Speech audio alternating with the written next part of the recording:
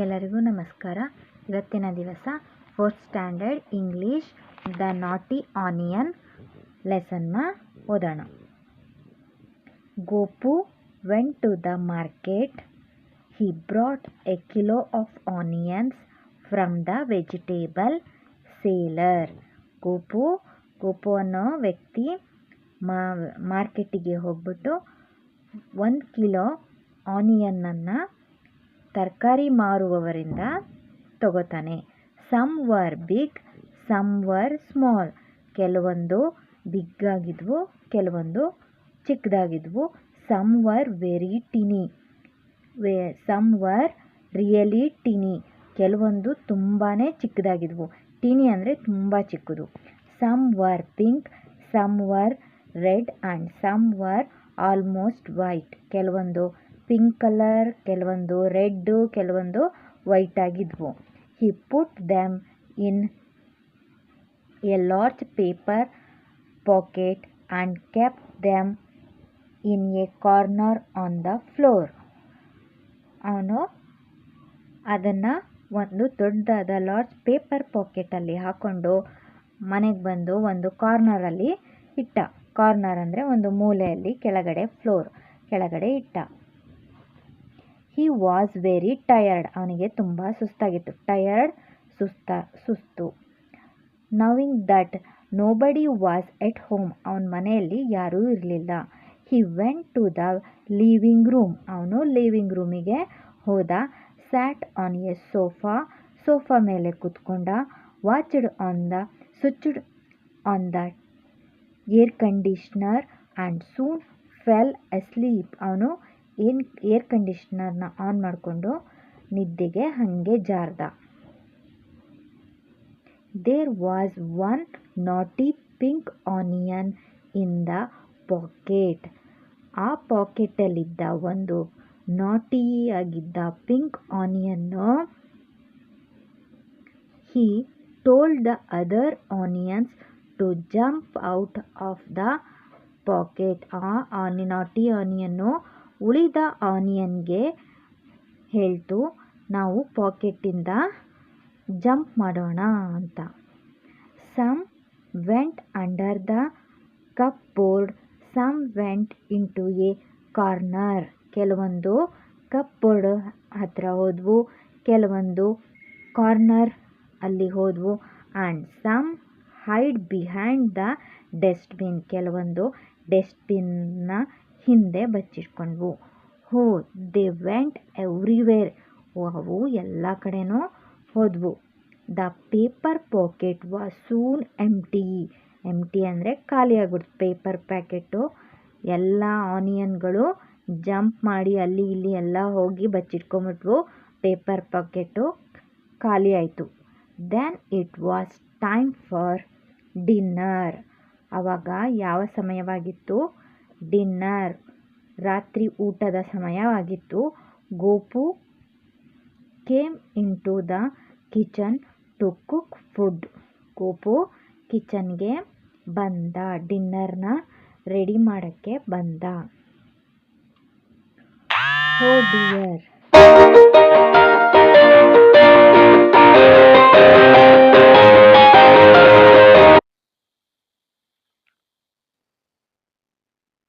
Dear, where have all the onions gone. ಎಲ್ಲ ಆನಿಯನ್ನು ಎಲ್ಲಿ ಹೋದ್ವು?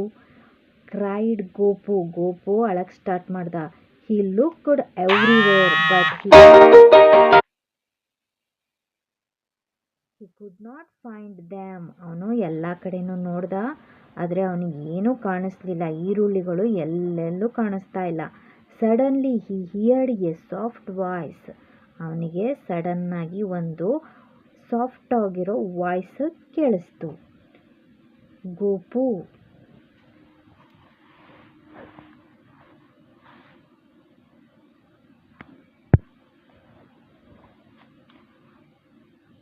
I am here, find me. The voice came from a pot. ಆ soft ಆಗಿರೋ voice ಎಲ್ಲಿಂದ ಬಂತು? ಪಾಟಿಂದ ಬಂತು. He looked inside. ಅವನು ಪಾಟಿನ ಒಳಗಡೆ ನೋಡ್ದ. He found a large pink onion sitting inside happily. ಅವನು ನೋಡ್ದ ಆ ಪಾಟೊಳಗೆ ಬಗ್ಗಿ ನೋಡಿದಾಗ ಅವನಿಗೆ ಪಿಂಕ್ ಆನಿಯನ್ ಕೂತ್ಕೊಂಡಿದೆ, ಸಂತೋಷವಾಗಿ ಕೂತಿರೋದು ಅವನಿಗೆ ಕಾಣಿಸ್ತು. Soon he heard other voices from the dustbin. ಮತ್ತೆ ಅವನಿಗೆ ಮತ್ತೆ ವಾಯ್ಸ್ಗಳು ಕೇಳಿಸ್ತು. ಎಲ್ಲಿಂದ? ಡಸ್ಟ್ಬಿನ್ನಿಂದ. The oven and all over the kitchen. Gopu took a long time collecting all the onions. ಅವನು ಎಲ್ಲ ಕಡೆ ಇರೋ ಆನಿಯನ್ನ ಕಲೆಕ್ಟ್ ಮಾಡೋಕ್ಕೆ ಅವನಿಗೆ ತುಂಬ ಟೈಮ್ ತಗೊಂತು. That day dinner was really late. ಅವತ್ತಿನ ಡಿನ್ನರು ಅವನಿಗೆ ತುಂಬ ಲೇಟ್ ಆಯಿತು. It was all because of the naughty onions. ಇದೆಲ್ಲ ಆಗಿದ್ದು ಆ ನಾಟಿ ಆನಿಯನ್ನ ಕಾರಣದಿಂದ. ಓಕೆ, ಈ ಸ್ಟೋರಿ ನಿಮಗೆ ಅರ್ಥ ಆಯ್ತಲ್ವಾ? ಈ ಸ್ಟೋರಿನ ನೆಕ್ಸ್ಟ್ ಏನೇನು ಇದರ ಬಗ್ಗೆ ಏನೇನು ಕ್ವಶನ್ಗಳನ್ನು ಕೇಳಿದ್ದಾರೆ ನೋಡೋಣ. New words. ಟಿನಿ. ಟಿನಿ ಅಂದರೆ ತುಂಬ ಚಿಕ್ಕದು, small. Naughty, causing trouble. Match the words given in list A with the words in list B. A ಅಲ್ಲಿ ಕೊಟ್ಟಿರೋ ಎ ಕಾಲಮನ್ನು ಬಿ ಕಾಲಮ್ಗೆ ಮ್ಯಾಚ್ ಮಾಡಬೇಕು. ಆನಿಯನ್ಸ್ ಹೇಗಿದ್ವು? Onion red and white. Knife ಹೇಗಿತ್ತು? ಶಾರ್ಪ್. ಶಾರ್ಪ್. ಗೋಪು ಟಯರ್ಡ್. ಗೋಪುಗೆ ಟಯರ್ಡ್ ಆಗಿತ್ತು. Voice. Voice ಹೇಗಿತ್ತು? Soft.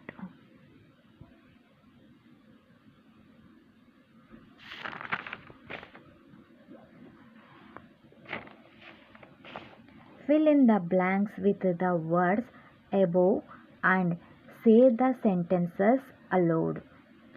Gopu brought onions. Some were red and some were white. He took a sharp knife. S-H-A-R-P. Sharp knife. Knife. Gopu was very tired. The onions spoke in a soft voice. Answer these questions orally and then write them. Question and answer. ಇದನ್ನು question and ಆನ್ಸರ್ನ ಆಮೇಲೆ exercise ಬರೆದ್ಬಿಟ್ಟು ನಾನು ತೋರಿಸ್ತೀನಿ. ಈಗ next write sentences using the words given in brackets. One is done for you. The children are happy. ಇಲ್ಲಿ ಕೊಟ್ಟಿರೋ ವರ್ಡನ್ನು ಉಪಯೋಗಿಸ್ಕೊಂಡು ನಾವು ಕೆಲವೊಂದು ಸೆಂಟೆನ್ಸನ್ನು ಮಾಡಬೇಕು. The room is large. The doll is pretty. The moon is round. The kite is flying.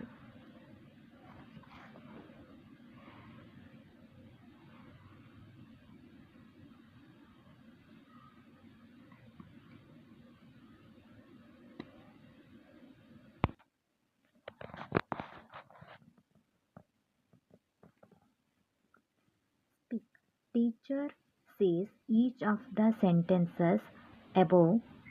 Listen, repeat them without looking at the book. Write well. Look at the picture. Choose the correct question word given in brackets. ಇಲ್ಲಿ ಕೆಲವೊಂದು ಪ್ರಶ್ನೆಗಳನ್ನು ಕೇಳುವ ಪ್ರಶ್ನೆ what, who, how many, which, where, when, whose, why, how.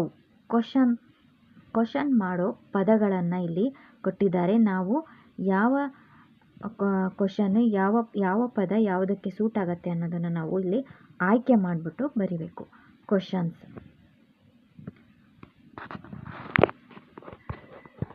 ಇದಕ್ಕೇನು? What is this computer?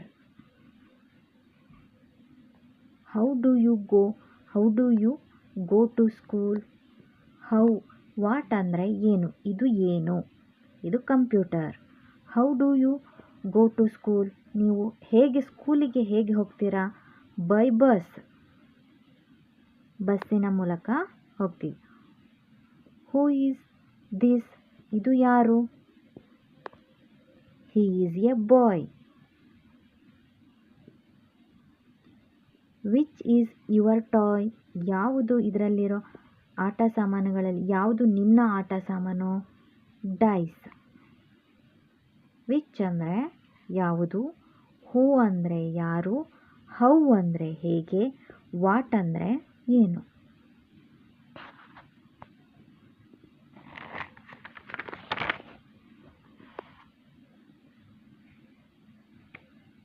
Y is the baby laughing, why ಅಂದರೆ ಯಾಕೆ, ಮಗು ಯಾಕೆ ನಗುತ್ತಿದೆ?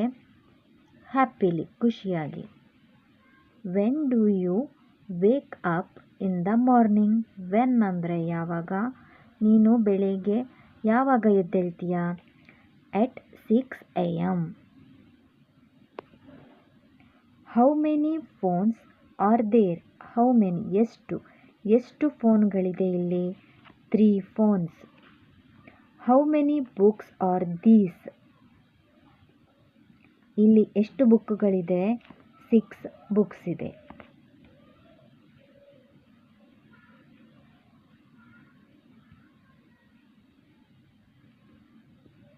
Look at the picture given below.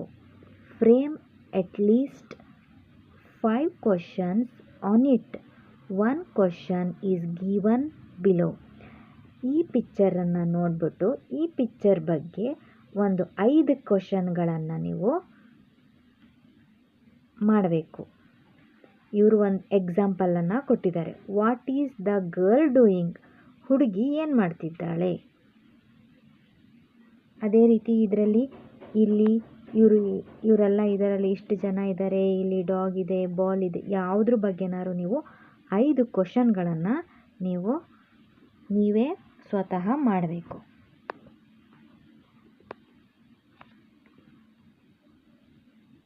How many cups are there,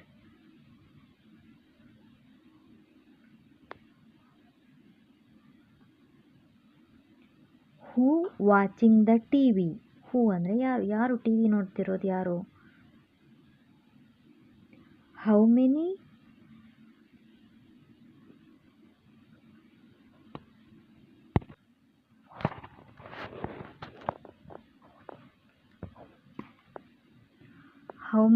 cups are there? Who watching the TV? How many people are there?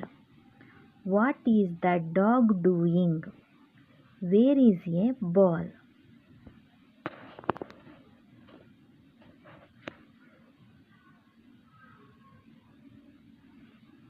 Look at the picture below. Read the dialogue. Role play the dialogue.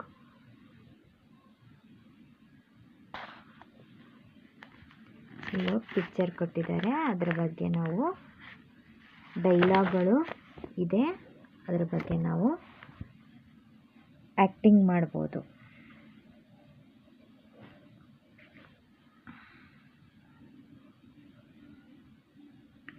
Rahim is new to Vijaypur.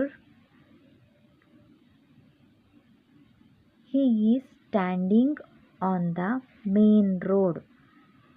Rahim ಅನ್ನೋನು ವಿಜಯಪುರಕ್ಕೆ ಹೊಸಬ. ಅವನು standing on the main ರೋಡಿನಲ್ಲಿ ನಿಂತಿದ್ದಾನೆ. He wants to go to the bus station. ಅವನು bus ಸ್ಟೇಷನ್ಗೆ ಹೋಗಬೇಕಾಗಿದೆ.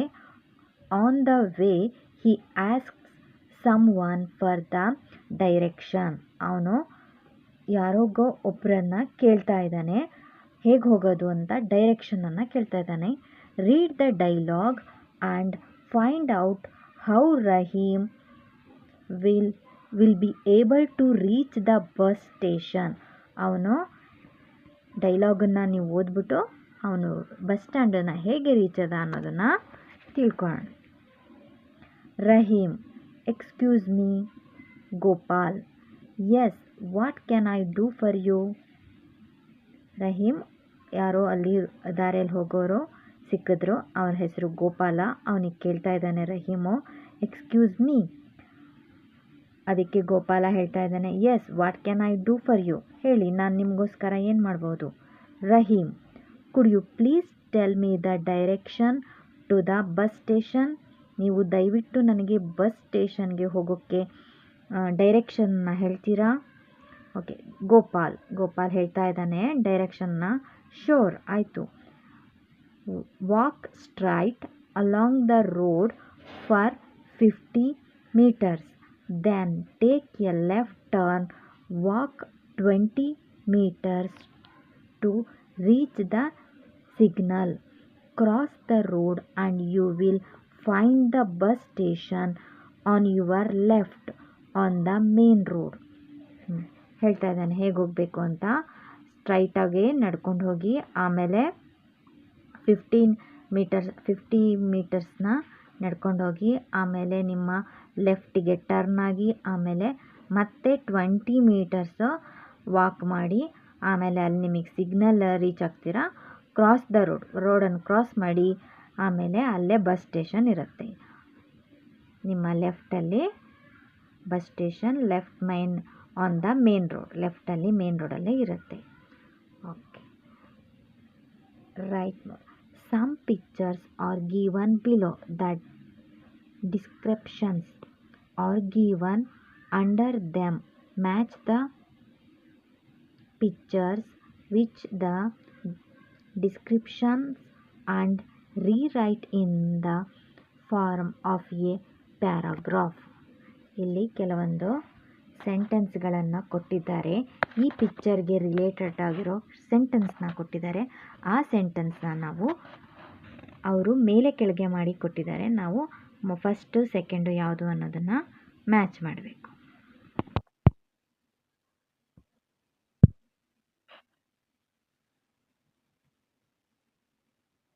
First one, Ashwini was watching TV. Suddenly she heard a blast in the kitchen. Ashwini ಅನ್ನೋ ಹುಡುಗಿ TV ನೋಡ್ತಾ ಇದ್ಲು. ಅವಳು ಸಡನ್ನಾಗಿ ಕಿಚನ್ನಿಂದ ಬ್ಲಾಸ್ಟ್ ಆಗೋ ಸೌಂಡು ಅವಳಿಗೆ ಕೇಳಿಸ್ತು. Next, she ran towards the kitchen and closed the door. ಅವಳು ಕಿಚನ್ ಹತ್ರ ಓಡೋಗಿ ಕಿಚನ್ನಿನ ಬಾಗಿಲನ್ನ ಹಾಕಿಬಿಟ್ಲು. Next, she wanted to escape through the window but was risky. ಅವಳು ಕಿಟಕಿಯಿಂದ ಹೊರಗೆ ಹೋಗಲು ಪ್ರಯತ್ನ ಪಟ್ಲು, ಆದರೆ ಅದು ತುಂಬ ಕಷ್ಟವಾಗಿತ್ತು. She called the fireman. ಅವಳೇನು ಮಾಡಿದ್ಲು, ಫೈರ್ಮ್ಯಾನ್ಗೆ ಕಾಲ್ ಮಾಡಿದ್ಲು. ಶಿ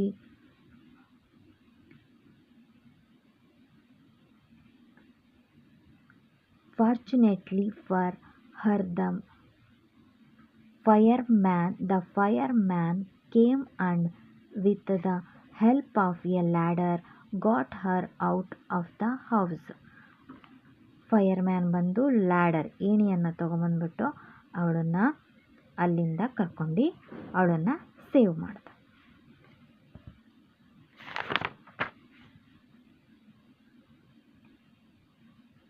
ಇಲ್ಲಿಗೆ ಮೊದಲನೇ ಪಾಠದಲ್ಲಿರೋ ಎಲ್ಲ ಆ್ಯಕ್ಟಿವಿಟಿಗಳು ಮುಗಿದ್ವು. ಎಲ್ಲ ಆ್ಯಕ್ಟಿವಿಟಿ ಮುಗಿದಿದೆ. ಈ ವಿಡಿಯೋ ನಿಮಗೆ ಇಷ್ಟವಾಗಿದ್ದರೆ ಲೈಕ್ ಮಾಡಿ, ಸಬ್ಸ್ಕ್ರೈಬ್ ಮಾಡಿ ಹಾಗೂ ಬೆಲ್ ಬಟನ್ ಕ್ಲಿಕ್ ಮಾಡಿ. ಮುಂದಿನ ವಿಡಿಯೋ ಜೊತೆ ಭೇಟಿಯಾಗೋಣ. Thank you for watching.